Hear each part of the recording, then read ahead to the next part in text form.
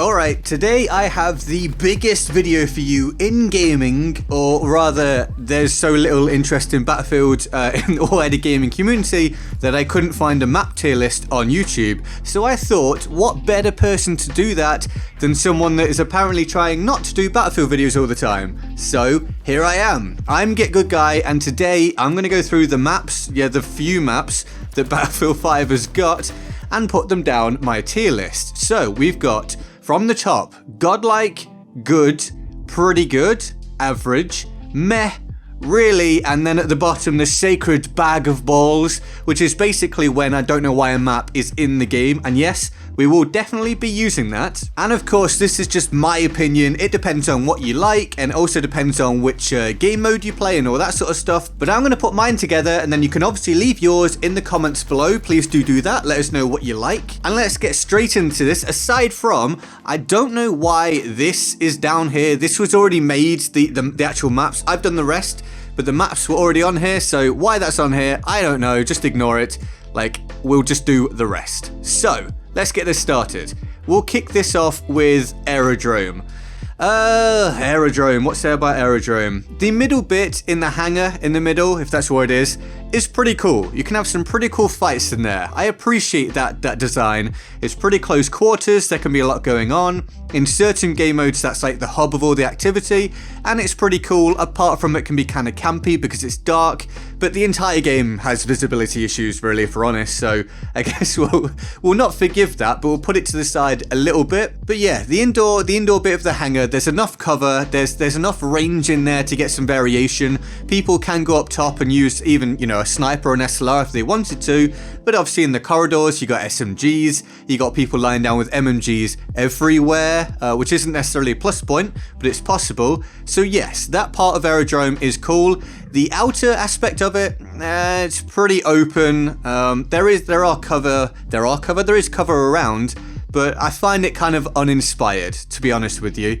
I also don't like how wide it is. Like, they've put all the stuff on the map and then the outer edges, there's just nothing there, which means it either doesn't get used or you get people just sitting way back there. In certain modes, rather, like front lines, it's really goddamn annoying, to be honest, to have someone sitting right on the edge of the map with a sniper rifle trying to head glitch or something. They're not really affecting the game particularly, but they're kind of being irritating. I don't like that. So for me, I would give Aerodrome a solid average. I think that's a good place to start. I don't hate seeing the map come up, but when it does come up, I just go, well, okay, fine, it's alright, we'll get on with that. I actually do just want to say here, just to make a point, the tier I've got from Godlike to Bag of Balls, that is just for Battlefield 5. I'm not saying the maps in this game are particularly good or great overall compared to other games or other Battlefields or anything. It's purely with the maps in this game in mind. So a Godlike map is Godlike for Battlefield 5, not for, games in general, because I don't think there are any Godlike maps in Battlefield 5 overall, to be honest with you. But for this game, there is. Right, onwards. So we have Arras. I really like Arras. I really like Arras because of the variation of it. It's clever what they've done with this one, because you've got the wide open areas, but a lot of it is field based. So it's got the crops in it, which means that there are open areas to try to go across, and it does provide opportunities for people to try and pick you off from range, but you do have the crops to hide in, so you can get some form of cover if you're running across, or if you're crouch running, or if you go prone, you then can't be hit very easily. I really like that design. I think that's something that could be utilized a lot more in this game, because there are so many complaints about map design, so that's a good thing. That's a good positive thing. I appreciate that. The main village area in the center of the map is really cool. It's well designed. There's a lot of close quarter stuff in there. There's corridors and lanes, but there's also slightly wider open areas, again providing a nice range of weapon choices, and also just the style of gunfights that you get into. The church is cool. That church is going to be one of the iconic things in Battlefield 5, I think. I like that you can climb up onto the top of it. I like that it falls in if it gets hit by explosives. It's a cool design feature. I think the more I think about it, it's just that there's a lot on Arras. There's just a lot of little areas and it all connects together nicely. There's a lot of variation, as I say. It's just a well-designed map. So for Battlefield 5, Arras, for me, is in the Godlike tier. Now we have Devastation, something that kind of splits opinion, but overall I think people, how do I put this?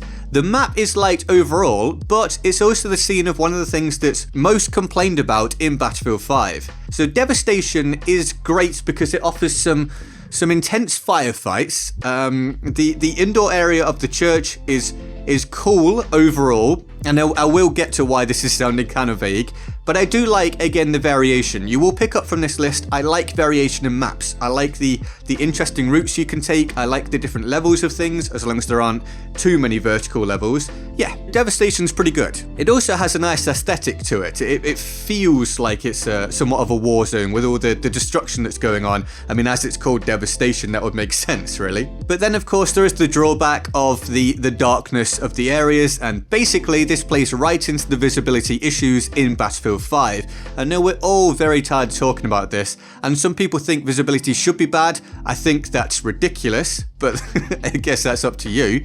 I don't think having a game where you can just lie down and not be seen is a good idea, but maybe you do. My point is that Devastation has a lot of this, and this is something that most people don't like, in the church specifically, and in the outer areas, in the long dark corridors in some parts of the map. You just can't see people if they're lying down or crouched in a corner, and I think that's poor design. So for me, I would have put Devastation as a good map, I really would, but with the visibility problems, well, I can't speak, but with the visibility problems, and with them being so extensive on this map, it gets a pretty good for me. I'm still happy when it comes up, but it could be far, far better if we didn't have that issue. On to Fjell. What do I say about Fjell?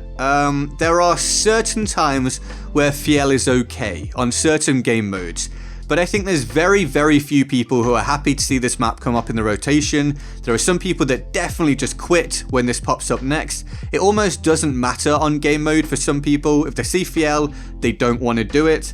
Front lines on Fjell for me is okay. It's literally okay, because it's a little bit different to the maps, in that it's very linear, which usually isn't a good thing, but it's something that's a bit different. But I basically don't like about Fjell that it's a combination of mainly very, very open areas where you can just get shot by people camping somewhere, and you can't see them because they're lying down against the rocks with the camouflage, etc. But then also just lots of the complete opposite end of the spectrum, lots of bottlenecks, where the fighting can be extremely slow, it becomes very explosive based, people just sitting looking at each other, and it's those two things combined without anything really in the middle a lot of the time, apart from the little village area, which is okay, but everything else on the map in almost every game mode is either getting shot from being out in the open, or things slowing down to an absolute crawl in these bottleneck areas. And so for me, Fjell gets a really, it could be tweaked extensively to be an okay map,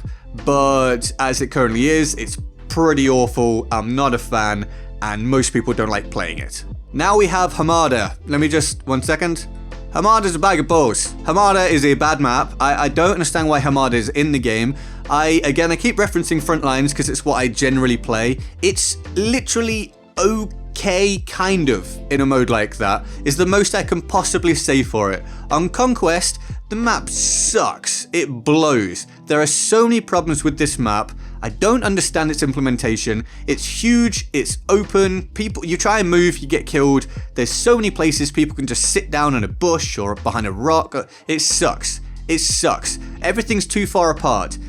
Whether it be Frontlines, whether it be Conquest, whether it be anything with objectives basically, it's all too far apart. Even Domination and Team Deathmatch, this map isn't great. It's got the nice little inner area where it's all complex, there's all the little walkways and little levels, and then outside that it's just bleh. You just got these wide open areas again, which no one wants to be in, so they're either camp further outside that, or they stay in the middle, and if you have to move around that bit in between, you get killed. Hamada sucks. Hamada is a complete bag of balls.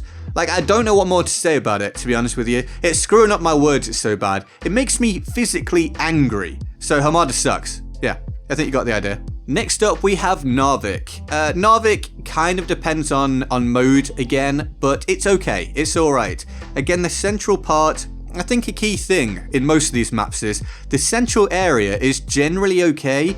It's just the outer aspects that isn't really being utilized properly by the map designers, developers, by people that do maps.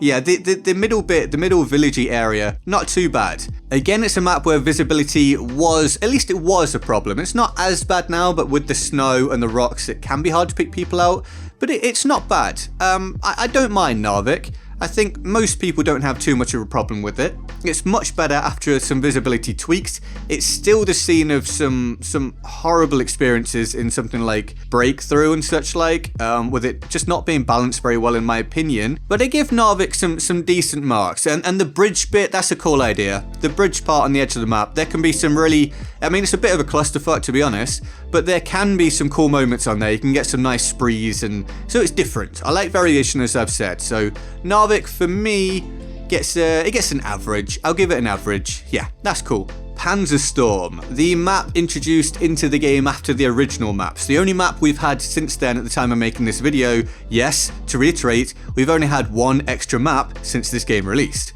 Panzerstorm is better since it got patched. It used to be a lot worse. It's okay now. It's supposed to be a vehicle-based map. It's supposed to be tank-focused. I get it. I understand that point, and that's why it is as it is. I think for most people that makes it generally not that enjoyable, but it's not awful. It does provide you with a different experience to the other maps in some ways, which, as again I keep stressing, I do like variation, so I give it some marks for that. And for me, I don't want to say too much about it because I just don't think there's much to say about Panzerstorm. It's a super open map. It's got fields where you don't really have that much cover to get across them, unlike Arras, and it's very tank based. I'm not a vehicle user. For me, the aspect of it being different from the others gives it just a little bit ahead of, it's nearly a really, but I'll give it a meh. I give it a meh. It's close to a really. It could be either. On a different day, I'd probably put it in really. But for now, Panzerstorm is a meh. Most people are probably going to disagree with that because people that really like this kind of thing is going to shoot way up. Most people probably have it lower down than me. I'm going meh, although I have before said the words, I'm never playing this map again, so potentially. You get the idea. Rotterdam up next. It's cool. I like Rotterdam. I really do. Again, so much variation in this one. It's one of the few times where I think along with Arras and kind of Devastation, where there's just a lot in the map. A lot of different ways to play it, a lot of different levels. There's open areas, there's staircases, there's alleyways, there's rooms with different ways into it. You can use an SMG in the close confined areas. You've got the long bridge up top, where in most game modes you can pick a sniper, an SLR, a semi-auto, post up there with an LMG. I like it. I like that you can swim in most game modes. You can go to the edge and use the water to swim around the back and get around for a flank. That's a really cool idea. Yeah, I'm down with Rotterdam. It's again much better since there have been some visibility tweaks because it was pretty bad at one point. But now I like it. Rotterdam gets some good marks for me. I'm going Rotterdam being a good map. It's a good, solid map. It could still be a little bit better. It's not as good for me as Arras, but I like it. I really do like it. And I do want to stress, this, as you see here, the fact you've got these crops in this field, honestly, it makes such a difference. When you think about how that affects you actually moving around the map, that's such a good idea. More of this. More of this where you've got wide open areas, you can play expansively, you can also pick people off that are trying to rush too much, but you've got this as a counter to it. It's just a great idea. And we come to our final map that is currently in the game, which is Twisted Steel. Twisted Steel is another one that is very different depending on the mode. I will kick this off by saying the bridge in the middle of it is a super cool idea. I think it could have been utilized a little better, but it's a super unique feature. I really like that. I think on something like Team Deathmatch, Twisted Steel not great, to be honest. Twisted Steel is a bit of a mess in something like TDM.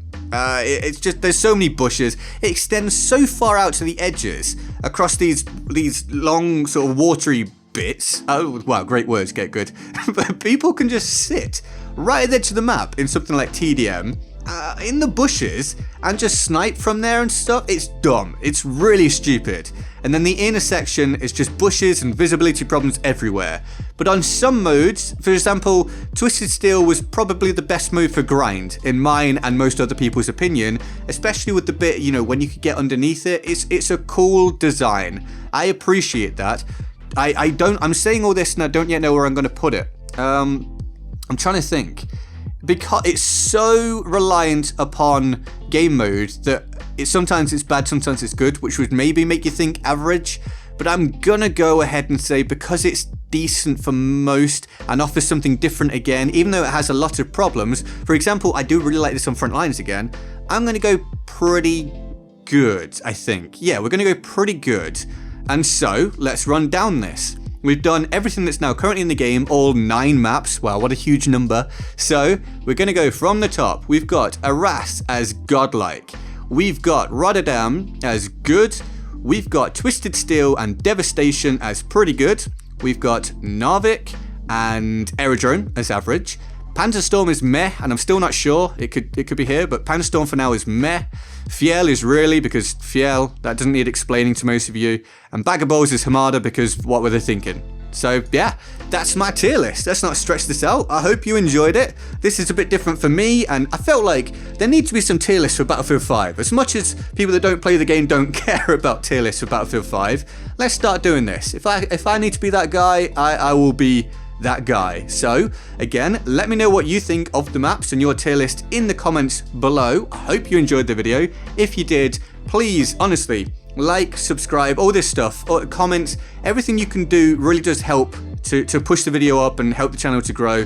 Things are really slow on Battlefield at the minute and really tough for me while I'm trying to branch out, so I'd honestly appreciate it. I've also got a Discord server if you want to join that. It's in the description and my pinned comment. I will show you here the Board of Awesome for the epic people who go the extra mile and support me on Patreon. It's dearly appreciated, especially right now. Thank you so much. They're all absolute heroes and I love them all deeply and of course, often. If you want to join them on the Board of Awesome, the link to the Patreon page is in the description and my pinned comment. And with all that said, I'm GetGoodGuy and I'll see you next time. Laters.